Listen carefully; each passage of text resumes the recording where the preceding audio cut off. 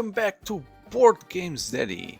Today we are going to visit Greece and specifically Santorini. If you don't know, it's one of the Greek islands and it's well known by their white and blue white houses and blue uh, ceilings and domes that are super characteristic of this island. Um, So before we start and go and see what is inside Santorini, just to let you know everyone that I'm almost at the 3,000 subscribers. So if you enjoyed this content, don't forget to leave that like and consider subscribing, especially if you like board games or card games in general. So let's go and see what is inside this lovely game, which is Santorini. So this is a two-player game, mostly, although the box says 2 to 4. Don't fall into the trap. It's a two-player game. It's a 1 versus 1, and it's very lovely, and it will look very lovely once I show you the content inside. You can have an overview here of how it looks. So the best way for me to describe this game would be a chess game. Forget the minis, forget the houses. This is like a contemporary chess game. And you'll be moving your miniatures in strategic ways in order to build your game and block the adversary. And then that's the basic level, the basic layer of game, and then there's another layer on top of it, which could be optional, but once you play a few times with the basic layer, I think you will want to add the gods layer.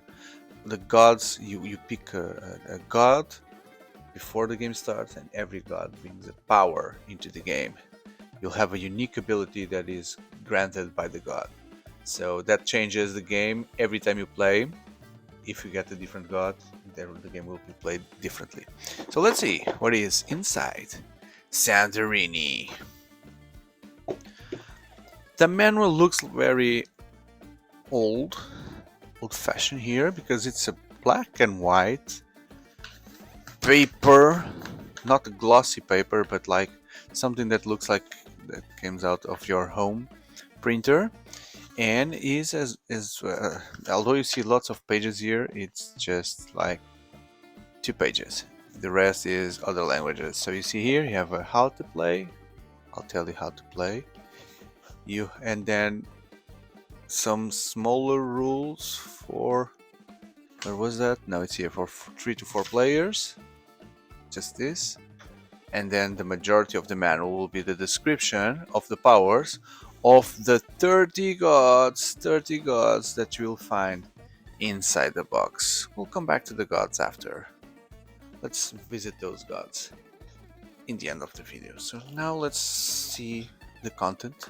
The way I have the content is like this. So lots of small white plastic pieces of the house or the buildings. But I like what they did with the game because you could only have like a board and you build everything on top of it.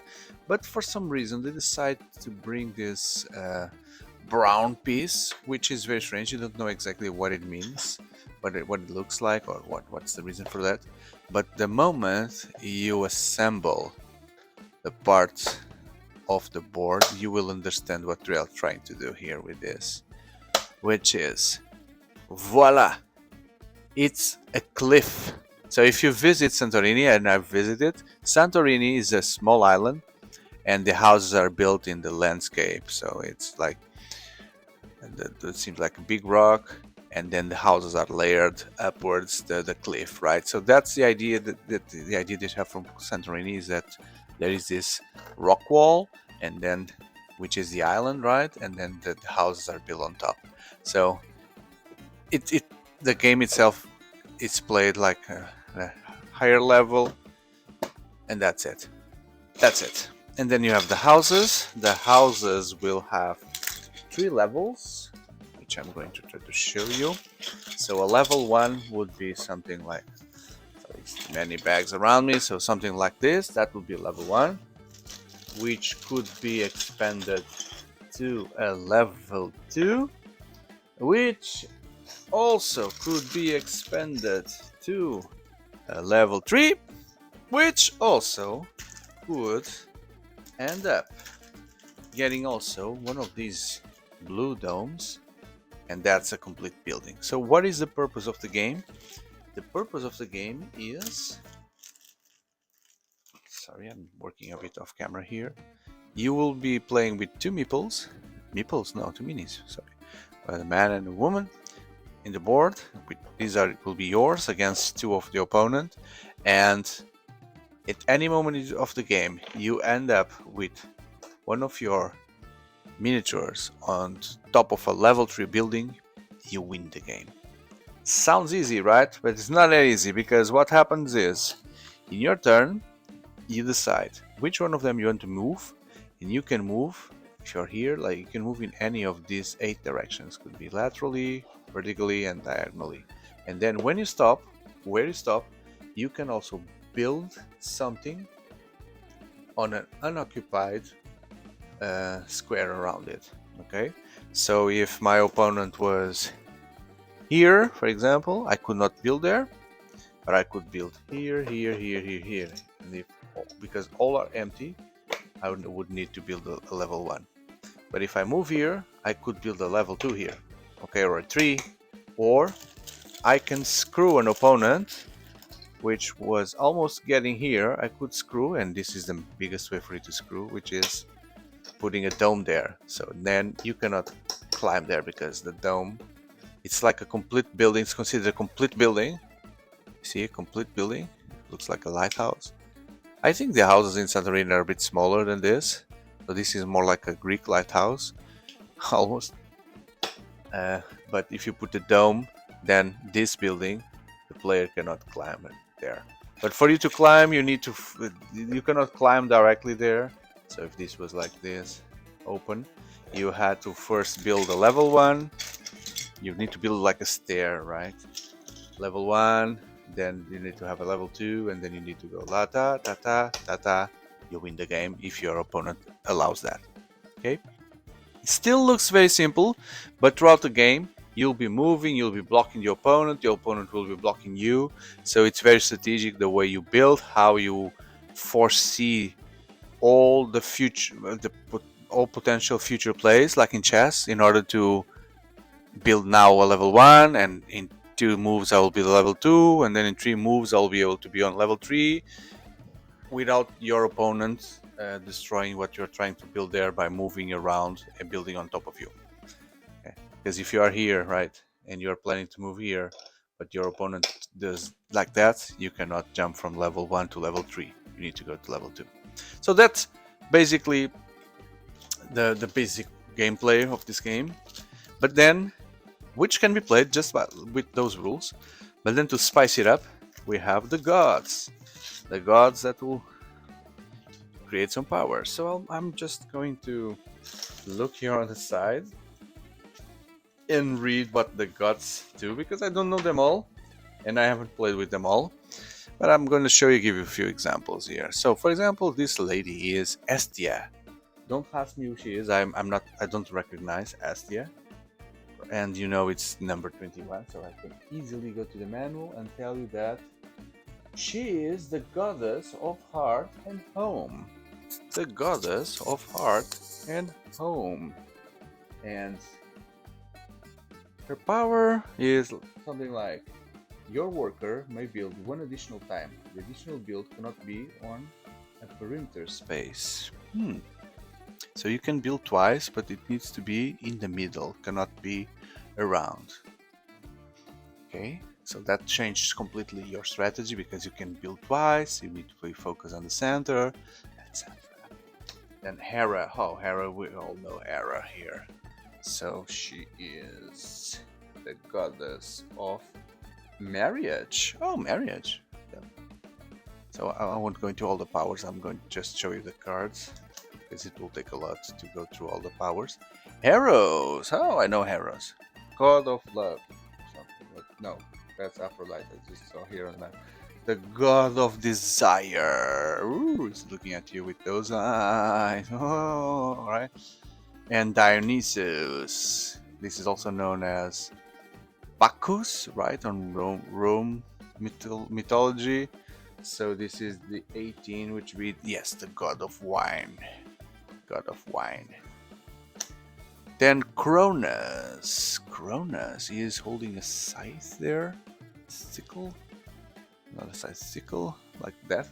But here in this game it says 16, so we use the god of time.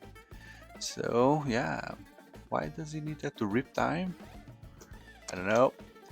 Charon or Sharon or Charon. So this is not a god. So 15. This is the guy. Yeah. It says here the manual, ferryman to the underworld. You need to pay him a coin, and he will take you to the underworld. We've all seen all those Hercules movies where he appears. Oh, Chaos! Is this a real character from the Greek mythology? Chaos. Looks like a ghost, but here on the side says he is the primordial nothingness. Bia. Okay, I'm discovering new gods that I've never heard of. She's the goddess of violence. If it was KIA, that would be the killed in action, but Bia, it's like, oh, butchered in action. That's it. Bia, but BIA, butchered in action. Oh, then the most famous of them all, Zeus. It's the first time I see him represented without hair. Looks very, and it's not like white beard. It's like brown beard. So it looks like a lumberjack Zeus, god of thunder. Triton. So also another, not god, but a mythological character. So here it says, oh no, here it says Triton. On the side it says, he is the god of waves. Waves, Triton. So Triton is also the father of the Little Mermaid. It's also called Triton. But he also has the Poseidon trident. Is there a relation here? You see, this is Poseidon, clearly it will show up on the cards. And he has the trident. Oh, this one looks it's a much more poorer trident. You see there? There's no, it doesn't look as fancy as the other one. Selene. Oh, god of the night. Let's see. Here it's number 28. Selene is the goddess of the moon. Selene. Prometheus. So this is the guy that stole the fire from the gods, but he was a human. I don't know why he's depicted here like a giant or a god even. So he's. And why do they have different symbols? That's new. Oh, I see that. Okay. So the manual says, I found it here in the manual. I haven't read the manual that carefully. So for the first few games, use god powers. We strongly suggest using the simple ones. Okay, those will be the like beginner gods, and then the other ones are the advanced. So Prometheus, they represented here as the Titan, benefactor of mankind. So this Titan part is new to me because, if I remember correctly, if I'm not wrong, the Titans were defeated by the gods. When they defeated them, they became the rulers of Mount Olympus, etc. So, and then Prometheus was the one that stole the fire. So I don't know who's right or wrong here. Pan, another mythological creature that likes to play and gives his name to these kind of flutes here, the pan pipes. So here is the god of the wild. God of the wild is also a god. Everyone's a god here. Apollo. Oh, my Greek mythology classes are betraying me. So Apollo, is it the sun? No, that's Helios. What was Apollo? Number 1. Let's see. The god of music. The god of music. Now that they say that, he is indeed playing an instrument, but is it David Guetta? They are depicting David Guetta here. Please, David Guetta, comment if you see yourself. Share this with David Guetta and ask his opinion on that. The Persephone. So Persephone now she is in the winter. She is holding some birds. So clearly she is the god of the cold. When you get cold, the god of the sneezing. 26. She is the goddess of the spring growth. Okay, I guess they've smoked something before for creating these gods. So Morpheus. Morpheus is the god of the night, I think, in 25. Dreams. Yeah, god of dreams. Yeah, we've all seen the Sandman series, right? Morpheus was the god of dreams, the main character, I think. Medusa. Wow. No, this is no god. This is a monster with the snake hair. So, don't try to sell me the idea that number 24, Medusa, is some kind of god. She is the petrifying Gorgon. And then Hephaestus. Okay, this one is easy. Hephaestus, that's the hammer. What's the name?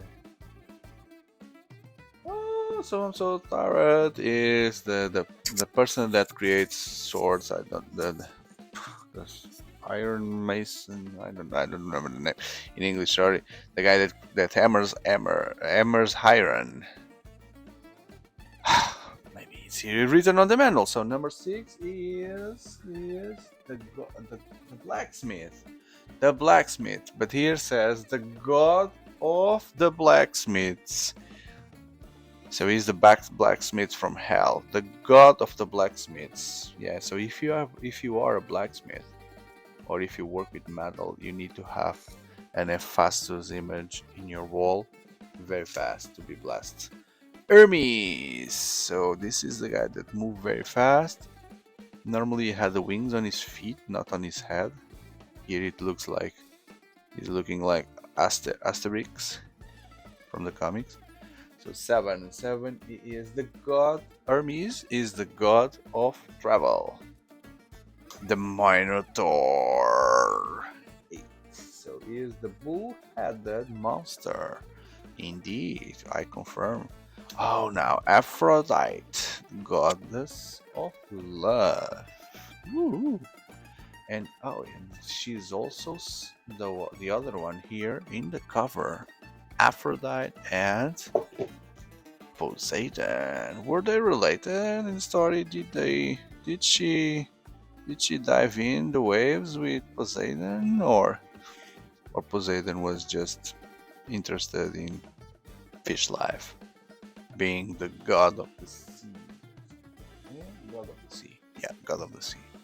Circe is number 17. The divine enchantress.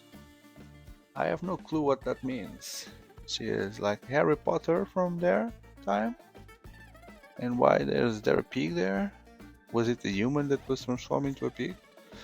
Demeter. So this is the goddess of Demeter, of the crops, or of the harvest. The goddess of the harvest.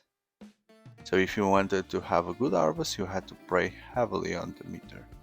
Then Atlas. Atlas is the one holding the world at his shoulders. I'm trying to see that he also is holding the zodiac symbols there. So that's a zodiac sphere. Here they portrayed Atlas as being the Titan shouldering the heavens. The heavens. The heavens. What? Wow. In my time, or what I learned, was Atlas was holding the world at his shoulders, not the heavens. But it makes sense here in this version because the heavens will have the zodiac houses in the celestial sphere.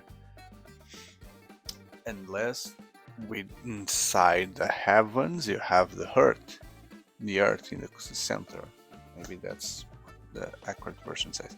Athena, the goddess of wisdom. So the only thing that she doesn't have here is the owl. She has a shield, the spear, the helmet, but not the owl. I forgot the owl. And then Artemis. Artemis is the goddess of the hunt, also known as Diana in Roman mythology.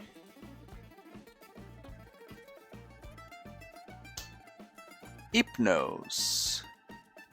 22, that's the one from sleeping?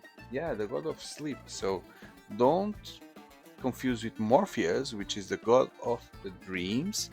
Hypnos is the god of sleep. So he's hypnotizing you in order for you to fall down asleep.